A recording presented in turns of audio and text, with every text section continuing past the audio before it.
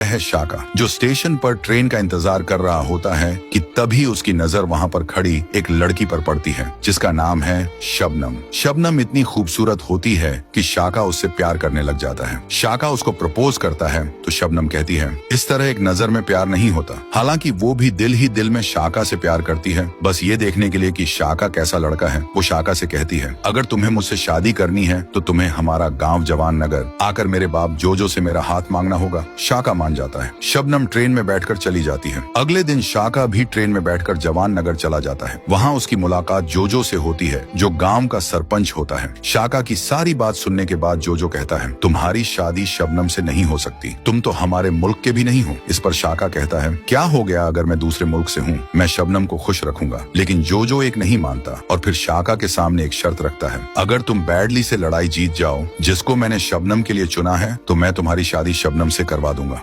Badly एक बहुत खतरनाक मार्शल आर्टिस्ट होता है। उसका नाम सुनकर पहले तो शाका डर जाता है लेकिन फिर अपने प्यार के लिए मान जाता है और 1 महीने का समय लेकर चला जाता है। अब सवाल ये है क्या शाका वापस आएगा या नहीं।